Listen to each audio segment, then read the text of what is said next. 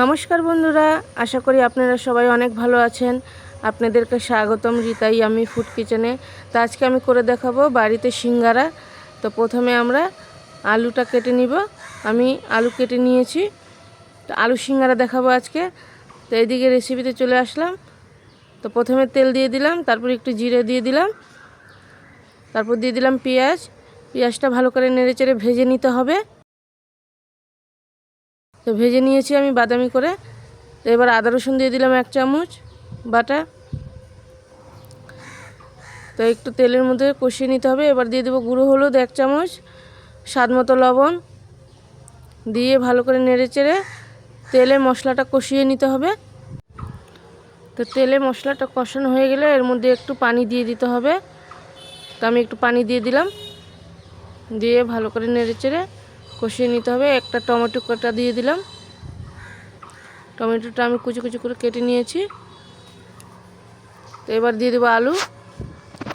আলুটা দিয়ে মশলার সাথে একটু ভালো করে নেড়েচেড়ে মিক্স করে দিতে হবে।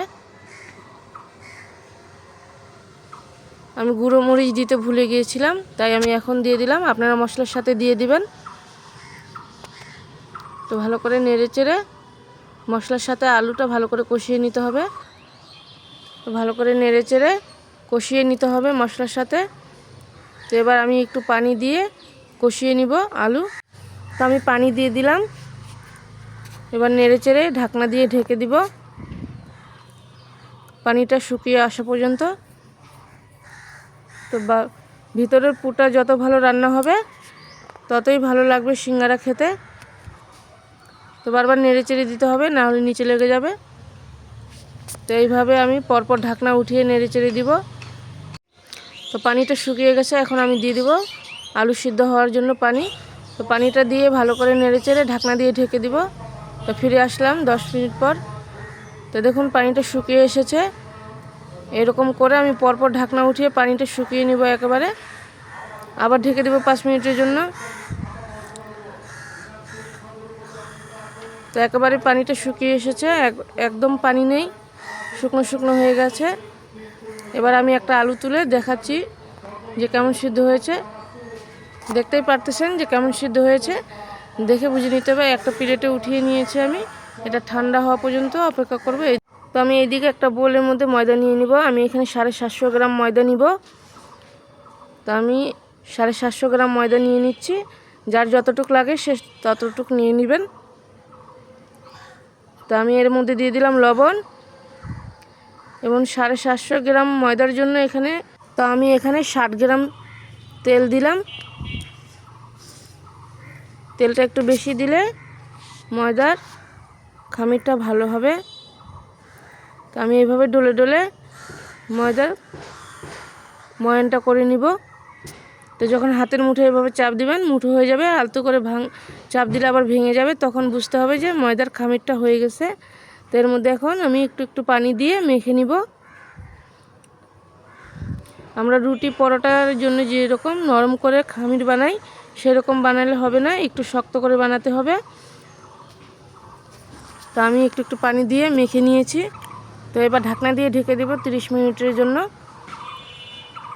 তো ঢেকে দিলাম। তো ফিরে আসলাম 30 মিনিট পর। তো ডোটা আমি আরেকটু ভালো করে মেখে নিব। তো ভালো করে মেখে নিতে হবে। দেখা যাচ্ছে ডোটা কত সুন্দর মাখা হয়েছে। এবার আমি লেচি কেটে নিব সবগুলো। তো আমি সবগুলো লেচি কেটে নিয়েছি। এবার একটা নিয়ে বেলে নিব। তো আমি গোল করে বেলবো না, সিঙ্গারার জন্য সবসময় লম্বা করে বেলতে হবে রুটি। তো মাঝখান থেকে আমি কেটে নিব চাকু দিয়ে। চাকুতে একটু তেল মাখিয়ে নেবেন, তাহলে ভালো হবে। তো আমি আরেকটা বেলে দেখিয়ে দিচ্ছি। সবসময় লেচিটা লম্বা করে বেলতে হবে সিঙ্গারার জন্য। তো আমি লম্বা করে বেলে নিয়েছি। এবার আবার মাঝ বরাবর কেটে নিব চাকু দিয়ে। তো দেখুন আমি কতটুকু মোটা রেখে বেলেছি। তো আমি সবগুলো এখানে বেলে কেটে নিয়েছি। এবার আমি করে দেখাচ্ছি সিঙ্গারার জন্য। প্রথমে এইভাবে করে কোণ বানিয়ে নিতে হবে, একটু পানি লাগিয়ে। তারপরে একে অপরের সাথে চাপ দিয়ে বসিয়ে দিতে হবে সুন্দর মতো। তো দেখে বুঝে নিতে হবে যে কিভাবে বানাচ্ছি। এর মধ্যে এখন আলু ভরে নিব। আলু সিঙ্গারা, তাই আমি আর কিছু দেইনি, কোনো সবজি দেইনি, শুধু আলুটা দিয়েছি। আপনারা চাইলে অন্য অন্য সবজি দিয়ে নিতে পারেন। তো এবার আমি পানি দিয়ে মুখগুলোতে ভালো করে পানি লাগিয়ে দিতে হবে।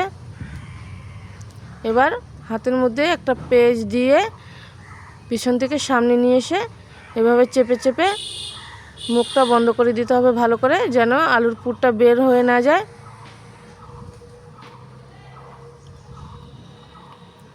তো এইভাবে দেখে বুঝে নিতে হবে যে কিভাবে আমি বানাচ্ছি। তো আমি যেমনটা পারি তেমনটা আপনাদের সাথে শেয়ার করছি। আমি তো একবার দোকানের মতো পারি না, অত ভালো আমার শেপ হয় না, তারপর আমি চেষ্টা করছি ভালো করার জন্য। তো আমি আবার বানিয়ে নিলাম কোন, আরেকটা বানিয়ে আমি দেখিয়ে দিচ্ছি। এবার এর মধ্যে আবার আলু ভরে নিব। তো আমি আলু ভরে নিয়েছি, এবার পানি লাগিয়ে দিচ্ছি। এভাবে হাতে একটা পেঁচ দিয়ে তারপরে পিছন থেকে সামনে নিয়ে এসে মুখ বন্ধ করে দিতে হবে ভালো করে, যেন ভিতরের পুর বাহিরে না বেরিয়ে আসে।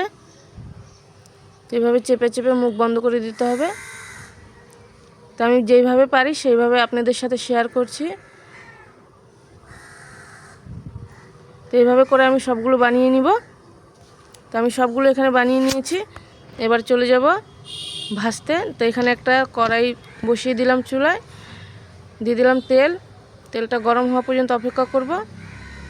এবার দিব, অত গরম করা যাবে না, একেবারে তেল হিট করা যাবে না, হালকা গরম হলে সিঙ্গারাগুলো ছেড়ে দিতে হবে। আমি সবগুলো দিয়ে দিলাম। এইরকম করে আস্তে আস্তে করে ভেজে নিতে হবে, আস্তে আস্তে করে উল্টিয়ে পাল্টিয়ে ভেজে নিতে হবে।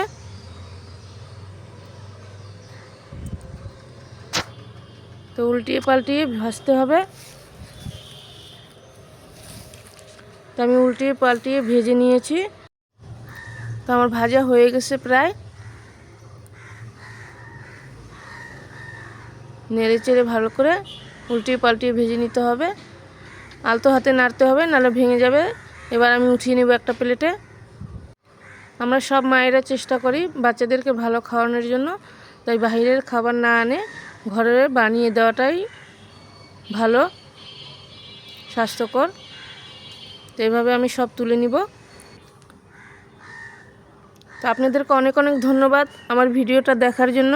আমার ভিডিওটা যদি ভালো লাগে তাহলে লাইক কমেন্ট সাবস্ক্রাইব করবেন, এবং আপনারা ভালো থাকবেন, সুস্থ থাকবেন।